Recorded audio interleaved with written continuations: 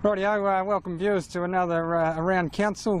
With me is Mayor Tony Kokshoorn again. How are you, Cocker? Hi Paddy, how things? Good, good. Now I'm going to start with a bit of left field. The other day I picked up a couple of hikers coming off the Harpers Pass, and they were descendants of the Montagues who had land on this side of the Turramacare.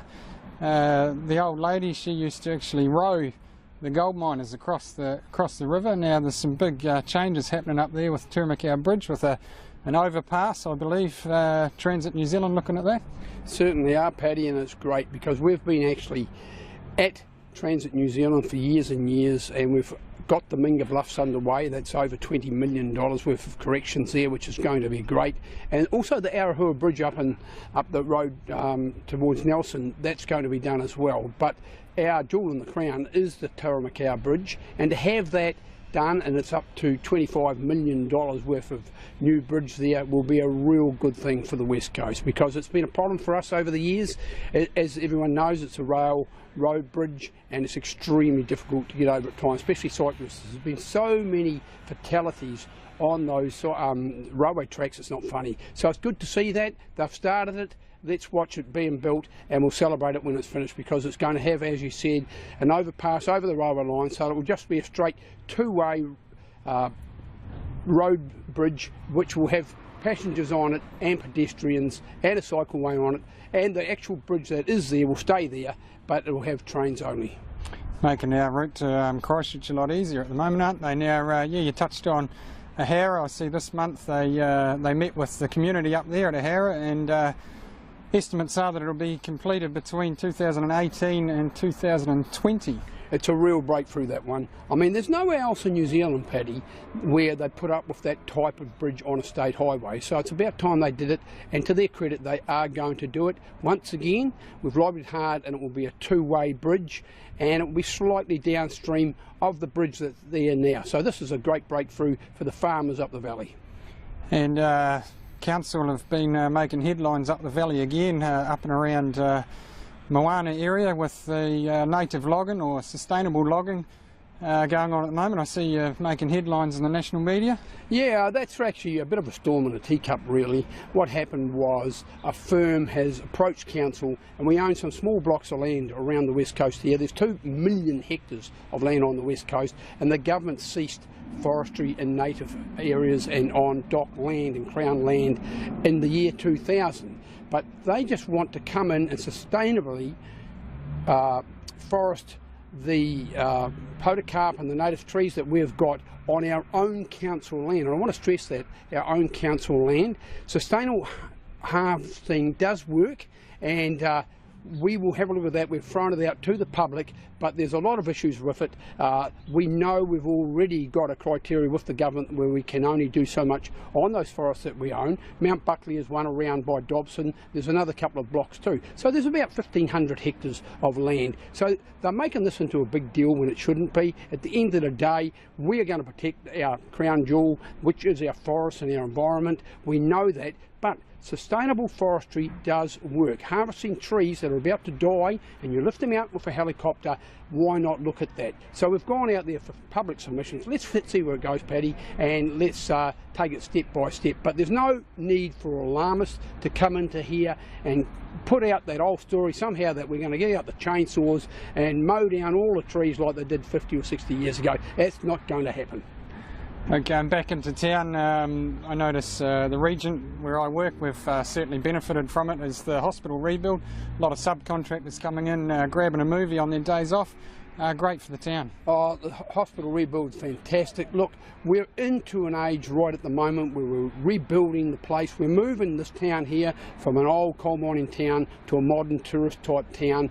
The hospital and all the infrastructure we've put in over the last 12 years, like the aquatic centre, the stadium, the new sewage schemes that are in, $47 million of expenditure there, and $105 million of just building is going on right now with the hospital. There's a huge amount of housing going up. One contractor told me that they are pricing or building 20 houses in Greymouth alone at the moment. This is great stuff for the district. This is what we need, but that hospital is the jewel in the crown, because no one's going to live here if we haven't got good health care. This will give us a good health care over the next 50 years that we need. It was only a few years ago David Tranter was in the paper predicting that this hospital was not going to happen. In fact, they were going to close the hospital altogether. Look, we've come a long way, we've done a lot of lobbying, and hats off to David Mates of the DHB and the board for getting this through.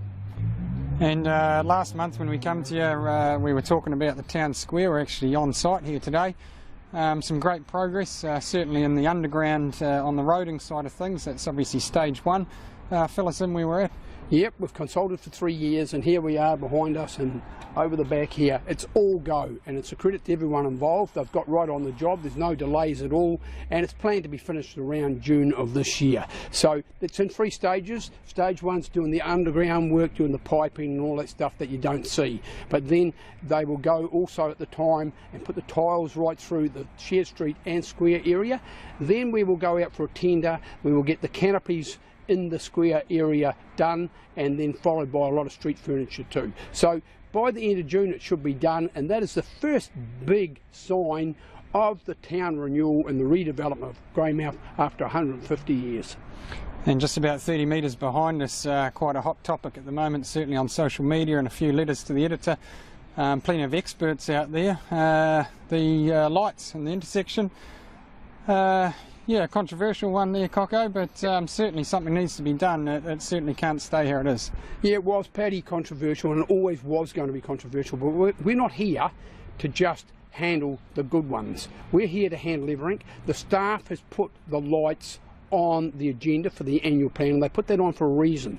They have had Opus consultants report to them on congestion here in the main intersection of Greymouth, and they are saying it's unsafe. They are saying you need to put lights in, and as part of that lighting system they are saying that these lights will have sensors, and after 5 and 6 o'clock at night, when you haven't got a lot of traffic in Greymouth, these sensors will detect cars coming and automatically turn green. So the system that they're going to put in place is excellent. The only problem is there are about a 50-50 split on for and against this.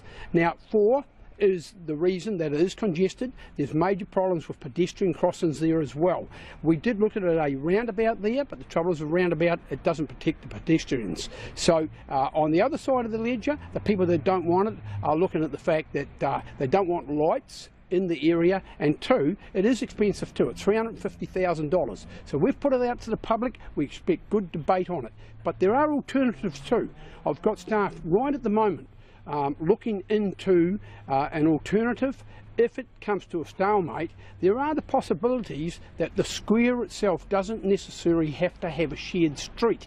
It can be just a square, meaning no traffic throughput through the square at all. That would then relieve the congestion problems we have on the main intersection in town here. So we've got to look at all of these avenues. That's what it's about. That's what the annual plan's about. So I actually say to everyone, get your bob's worth, get your submissions in, and let's get the best solution for downtown Greymouth. Yeah, look, he was even looking straight at you then. Now another one, the do we, don't we? History House. We talked about this last month as well. We're at a bit of a stalemate there too. I see it'll be on our next agenda, no doubt, is it? Or the submission's out for that, or was that the left bank? That's coming up shortly too on the annual plan, the History House. And the History House, yes, for years and years now, it's been down on Gresson Street. The problem with History House is that we haven't got a good throughput through it. We're only getting 6 or 7 people a day. And I note that the Carnegie Building and Museum down in Hokitika before it was closed was getting 55 a day.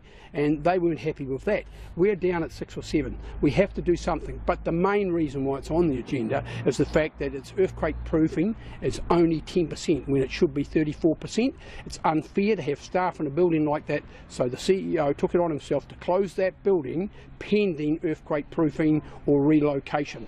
The new location that has been mooted around is the Dick Smith building down by the railway station. The building can be leased. Staff are going to bring back to the councillors a shared arrangement with a tourist operator in that building and the actual costs. So we can compare that with earthquake proofing, History House, and the actual cost, Paddy, that it will take to fix it up. At the moment it's $142,000. We may be able to get that down a bit. It's going to be an interesting exercise, but I caution everybody to overreact, because what we need to do here for the towns are shrinking throughout New Zealand. We need to fill them up. We have to have a good hard look. They aren't going down to Gresson Street History House as we know it. Sure, we could fix it and earthquake proof it, but that won't help the numbers going through it. So councils have to have a hard look and look at the numbers. The numbers will definitely rise because of the railway station, the Transalpine and all the eyesight area that's down there. It is quite a good comparison. So this will be, for you Paddy and the other councillors, another interesting decision to have to make.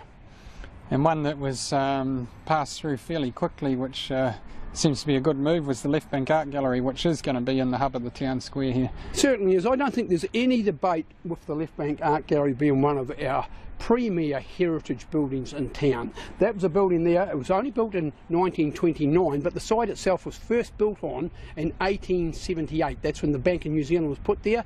It was burnt down in 1888. They built another wooden bank there, then in 1929 replaced it with what we've got there. It's a spectacular old building, but it actually complements the square here with the art gallery being there. So once again, as councillors, we made the right choice because we don't want the staff of that building to be in a situation where from an earthquake proofing it's under the strength. So it's important for us to get that and move it ahead. So we have put it out for consultation. The consultation is back in. It will go to our council meeting next Monday night, and I'm sure next Monday night we will move with urgency to earthquake proof that building. Heritage seems to be the word around town at the moment. I spent Saturday morning with Pete Davey and Robin Ross down there at the historic cranes. Now they're looking like they're getting ready to prepare the early stages of dismantling. Yeah, that's great. I mean, those cranes have been there since 1954.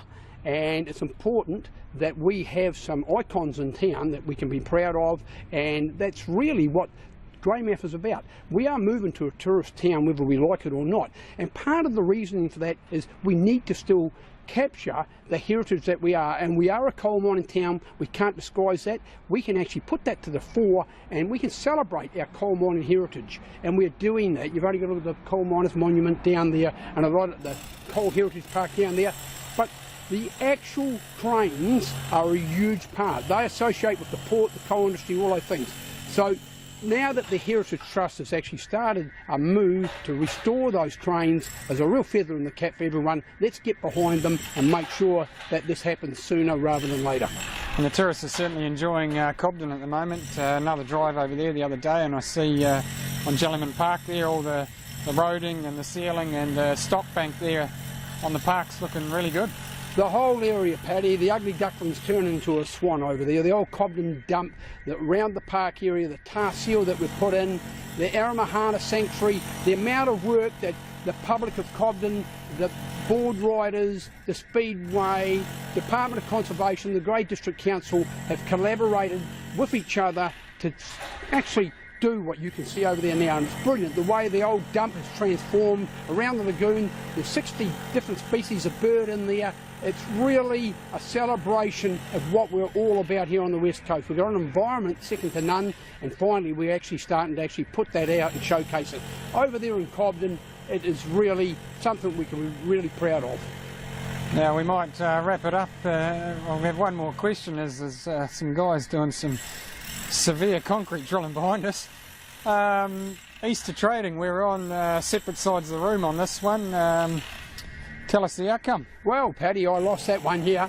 There was only two that voted against it and I was one, and the reason why I voted against it is that I see it like this. There are 3.5 days a year which are public holidays where you don't have to work, and I just feel that on those 3.5 days surely you don't have to continually shop till you drop. So I see Anzac half day, Christmas Day, Good Friday and Easter Sunday, and being a Christian I have voted to stick with that being a non-trading day, but naturally right through New Zealand the mentality is one of shop till you drop, so I lost that one. Yeah, well, you can take it from me, guys. You can head down and buy your lattes, your cappuccinos on Good Friday, grab a movie and buy a pair of jeans if you want. That's us signing off from the middle of town. Cheers, Coco. Yeah, thanks, Paddy.